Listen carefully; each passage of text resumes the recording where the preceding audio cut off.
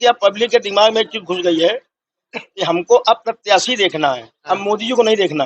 मोदी जी को तो 10 साल से देख लिया गया, मगर प्रत्याशी क्या है, तो तुम केवल मोदी जी को वोट देते हो, हमको कौन वोट देते हो?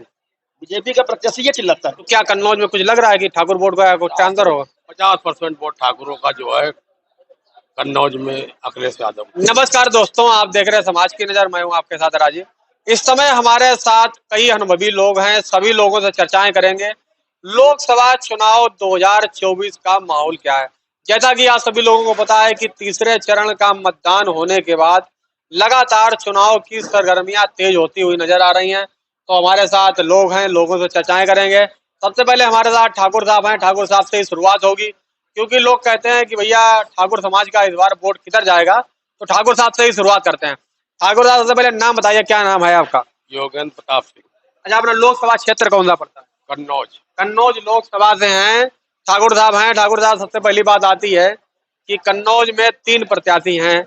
एक तो भारतीय जनता पार्टी से हैं, सुब्रत पाठक जी सांसद जी हैं, आप जानते होंगे। दूसरी तरफ समाजवादी पार्टी से अखिलेश यादव जी हैं। तीसरी तरफ से बसपा से मुस्लिम प्रत्याशी हैं। तो कन्नौज का क्या समीकरण कह रहा है? इस बार क्या परिवर्तन होगा या दोबारा बीजेपी की वापसी होगी? अब इस बार तो ये उम्मीद नहीं लग रही है कि बीजेपी की वापसी हो।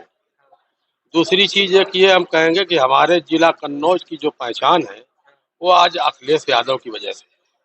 कन्नौज जिले की पहचान जी, तो हम लोग अपने जिले की पहचान को बरकरार रखते हुए कन्नौज में अखिलेश यादव का ही भरपूर वोट सपोर्ट करेंगे।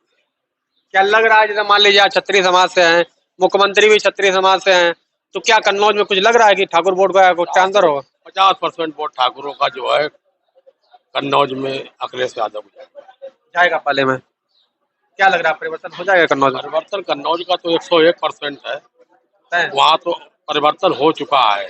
निर्णय ये होना है कि कितने वोटों से होना, 1 लाख 2 लाख 2.5 लाख, मतलब 1000-2000 वोट से 10-20 हजार वोट से अंतर नहीं है। लाख के ऊपर से बात कीजिएगा। लाख वोटों में? तो ये तो हमारे साथ ठाकुर साहब, जिनका कहना है कि भैया 1 लाख के ऊपर काटा जाएगा। तो ठाकुर साहब, ऐसा क्या लग रहा है कि जैसे मान लीजिए लोग कह रहे हैं कि 400 पार का नारा चल रहा है, तो क्या लग रहा है उस नारे में कन्नौज क्या लपेट सकता है क्या बीजेपी के पाले में? नहीं भाई, आंकड़ा पार कर रहे हैं, पहले 272 को तब बता मैं, 400 पार की तो बहुत बड़ी बात है। पिछली बार में ऊपर कांटा रहा था, इससे ऊपर वो आंकड़ा अंदर हो जाएगा इस बार हो जाएगा। इस बार। पब्लिक का वो रुझान नहीं है जो पिछले चुनाव में योगी मोदी था। इस बार प्रत्याशियों को हो रहा है, क्षेत्र में प्रत्याशी जो अच्छा होगा पब्लिक उसको वोट देगी। हमें लग रहा है कि प्रत्याशी पे ज्यादा डिपेंड है इस बार कहानी। डिपेंड, पूरी डिपेंड।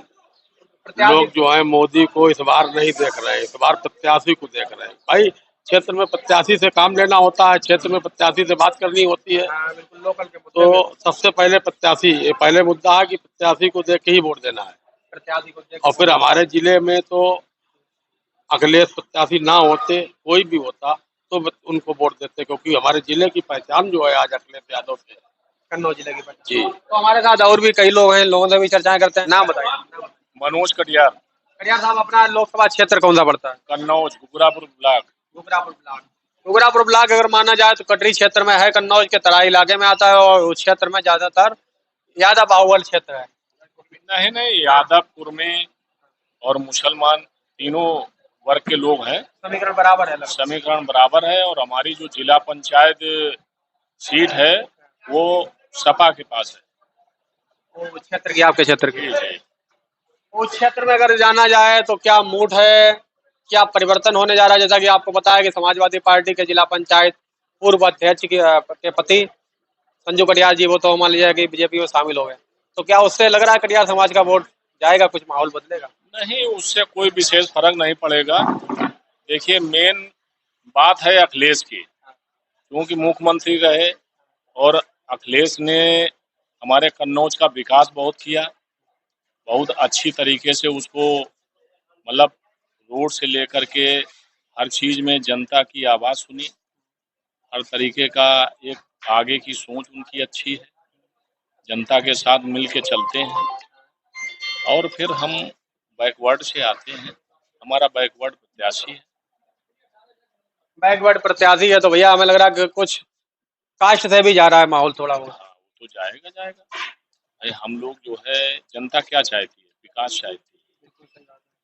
भाई तो जनता क्या को लग रहा है अपने समाज का वोट इस बार कितने % तक ट्रांसफर हो जाएगा? हमारे हिसाब से ये मानिए कि 70% वोट सपा को जाएगा, समाजवादी पार्टी। विकास पे जाएगा या मान लीजिए कुछ जातीय समीकरण के साथ? विकास पे भी जाएगा। कन्नौज का बहुत अच्छा विकास हुआ है और आने वाले समय में और अच्छा विकास होगा। भाई कन्नौज में पहले जब ये मुख्यमंत्री रहे अखिलेश जी, तो हमारे यहाँ देखिए उन्होंने जो है आगरा एक्सप्रेस वे निकाला और पूरे उत्तर प्रदेश की बिजली व्यवस्था से लेके बहुत अच्छा जो भी विकास हुआ वो अखिलेश की सरकार में ज्यादातर हुआ है। अगर माना जाए कन्नौज में तो आज की तारीख में हम लोग भी कई क्षेत्रों में गए, सबसे ज्यादा आदमी जो परेशान है वो बिजली को लेके है, क्योंकि मक्के की फसल होती है, लाइट बहुत कम आ रही कन्नौज में। तो ये भी किसानों का एक तरीके से क्या लग रहा है कि मुद्दा बनेगा ये आगे चल के? नहीं, मुद्दा तो कई एक बने हुए हैं। नंबर 1 मुद्दा बना हुआ है इस समय गांव में जानवर का। जो किसान फसल बोते हैं, मक्का इस समय बोई है, रात में या दिन में गाय इतनी है वो सब खा जाती हैं। इस बार हमारे क्षेत्र में गेहूं कम बोया गया सिर्फ गाँव की वजह से। भाई रात में आदमी दिन भर काम करेगा, रात में घर में सोएगा, रात में रखाएगा कौन? भाई ये सारी व्यवस्थाएं जो हैं, किसान परेशान है। परेशान तो यही स्थिति है। कहीं ना कहीं लोकल में अगर बात की जाए तो कई मुद्दे हैं, उन मुद्दों को लेके वोट पड़ेगा इस बार। दद्दा है, दद्दा से बातचीत भी करते हैं। दद्दा, क्या नाम है आपका? हमारा विनोद कुशवाहा। अपना लोकसभा क्षेत्र की अगर बात की जाए तो कौन सा लोकसभा? अकबरपुर पड़ता है अकबरपुर।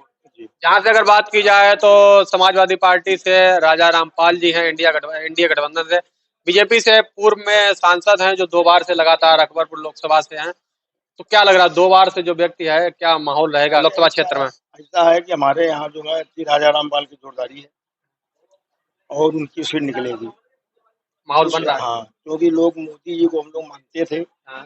मोदी जी ने कुछ किया, केवल कहते हैं मोदी जी के अलावा क्या हो सकता है। यहाँ हम लोग कैंडिडेट देखते हैं कौन कैसा है, हाँ। और कैंडिडेट जो कहता है तो मोदी को वोट देते हो, कुछ करना नहीं चाहता है यहाँ का हाँ। बीजेपी का प्रत्याशी। हाँ। तो इसलिए हम लोगों ने एक अपना नियम बनाया है कि जो अच्छा प्रत्याशी होगा उसको चुनेंगे। अच्छा, जिस तरीके से आपने अकबरपुर में देखा, इसी तरीके का अगर समीकरण देखा जाए तो एक सीट और भी है यूपी की, जिसको वो जानते हैं फर्रुखाबाद के नाम से, खुल्ला खेल फर्रुखाबाद। वहां पे भी समीकरण अगर देखा जाए तो एक तरफ बीजेपी के 2 बार के सांसद हैं, दूसरी तरफ आपके समाज से शाक्त समाज से नवल किशोर शाक्त जी आते हैं। मामला हमें लग रहा है कि दोनों लोकसभा सीटों का एक ही जैसा समीकरण बैठ रहा है। नवाजुद्दीन साथ में वहाँ निकलेंगे, हाँ। उनका भी ठीक ठाक है। अब देखिए, अब पब्लिक के दिमाग में एक चीज घुस गई है कि हमको अब प्रत्याशी देखना है, अब मोदी जी को नहीं देखना। मोदी जी को 10 साल देख लिया गया, मगर प्रत्याशी क्या है, तुम केवल मोदी जी को वोट देते हो, हमको कौन वोट देते हो? बीजेपी का प्रत्याशी ये चिल्लाता है, क्या कहता है, मतलब मोदी जी को वोट देते? मोदी जी को वोट देते हो, हमको वोट देते हो।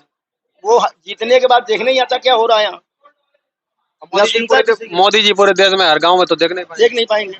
तो समस्या मोदी जी का इससे गड़बड़ हो रहा सर, इस तरीके से गड़बड़ गड़बड़ हो रहा। अच्छा भैया, एक हमने कन्नौज में और मुद्दा एक ट्रेंडिंग में इस समय चला है कि अखिलेश यादव जी गौरी शंकर मंदिर में दर्शन करने गए, बीजेपी के लोगों ने मंदिर को धोना शुरू कर दिया। तो इस पे क्या इन लोगों की विचारधारा किस तरीके की? उससे उनकी विचारधारा गंदी है और गंदा माहौल बना रहे हैं। इस विचारधाराओं से कोई वो नहीं है। कोई भंगी चला जाए मंदिर में जमादार से, उसके लिए मंदिर नहीं धोया जाता है। अमरनाथ कौन इस तरह करने नहीं जाता है, क्या वो मंदिर धोया जाता है? नहीं धोया जाता। है? क्या लग रहा है हिंदू वर्सेस मुस्लिम के? ये तो केवल राजनीति करी जा रही है। क्या हिंदू वर्सेस मुस्लिम की राजनीति की जा रही है? हाँ, हिंदू मुस्लिम की राजनीति की जा रही है, केवल राजनीति का मुद्दा है ये। अब चुनाव बीजेपी हार रही है, इस पे बौखला रही है। बिल्कुल। लोगों को मंदिर धुलवाएंगे कि मंदिर में कुछ काट रखेंगे। अब देखा जाए वो बीफ बनाने वाली फैक्ट्री ने 2.5 करोड़ रुपया चंदा बीजेपी को दिया। अब एक ईमानदार आदमी केजरीवाल जिसको शराब घोटाले में वहाँ बंद किए है, ये सब एक इनका तानाशाही राज है। नहीं, अगर देखा जाए कई जो इनकी पार्टी में आ जाए वो भ्रष्ट नहीं है, जो दूसरी पार्टी में है वो भ्रष्ट है, और भ्रष्ट इनकी पार्टी में आ रहा भ्रष्ट नहीं है। क्या लग रहा है क्रीम लग के साफ हो जाता है? क्रीम लग के साफ हो जाता है, वॉशिंग मशीन धुलवा देते हैं उसको। तो ये है फिलहाल में अगर माना जाए तो स्थानीय मुद्दे हैं, और लोकल में अपना जो प्रत्याशी है उस प्रत्याशी को हमें लग रहा है कि जनता इस बार ज्यादा तरीके से पकड़ रही है, ना कि राष्ट्रीय नेतृत्व को। लोकल प्रत्याशी कोई देख रही है। तो और भी हमारे साथ भैया हैं, भैया से भी बातचीत कर लेते हैं। भैया आप बताइए, क्या नाम है आपका? हमारा नाम प्रमोद साग। प्रमोद भैया, अपना लोकसभा क्षेत्र की अगर बात की जाए तो कौन सा लोकसभा पड़ता है? लोकसभा अकबर को। तो आप दोनों लोगों दोनों एक ही लोकसभा क्षेत्र है। हाँ। तो अपने लोकसभा क्षेत्र में अगर जाना जाए तो बीजेपी से वही प्रत्याशी हैं 2 बार के, तो क्या समीकरण बैठ रहे हैं इस बार? जातीय समीकरण के हिसाब से मामला जाएगा या मोदी जी के नाम से वोट जाएगा? मतलब मोदी के नाम से मतलब नहीं है, जो प्रत्याशी को देख के हम लोग वोट कर रहे हैं। और आज के माहौल में राजा रामपाल जो है यहाँ से प्रत्याशी, अच्छे प्रत्याशी है, उनका माहौल अच्छा है। और हम लोग सांसद भी रह चुके हैं, विधायक भी रह चुके हैं, सरल और अच्छे आदमी हैं, मिलनसार आदमी हैं, तो हम लोग उधर ही मन बना रहे हैं। अच्छा, पार्टी लेवल से कोई मतलब नहीं? पार्टी लेवल से कोई मतलब नहीं है, प्रत्याशी अच्छे हैं और वो मिलते जुलते हैं, सब लोगों के संपर्क में रहते हैं, अच्छे लोग। कुल मिला के अगर बात की जाए तो हमारे साथ जितने भी लोग थे वो अनुभवी लोग थे, और सबका कहीं ना कहीं अलग अलग बिजनेस भी है, लोगों से जुड़े हुए हैं, और कई लोगों का इनके पास अनुभव भी रहता है। माना जाए तो इस बार ज्यादातर वोट जो है ना तो पार्टी देखी जा रही है, लोकल में जो प्रत्याशी है, प्रत्याशी के चेहरे देखे जा रहे हैं, कौन प्रत्याशी जनता के लिए कितना अच्छा काम कर रहा है, कौन जनता के बीच में किस तरीके से जा रहा है, किसकी जनता में कितनी पकड़ है, उसी हिसाब से फिलहाल में ज्यादातर वोट पड़ने के माहौल बन रहा है क्षेत्रों में। तो ये अपडेट आप लोगों ने देखी। आज की जानकारी पसंद हो तो ज्यादा से ज्यादा लोगों से शेयर करें। जय जवान जय किसान।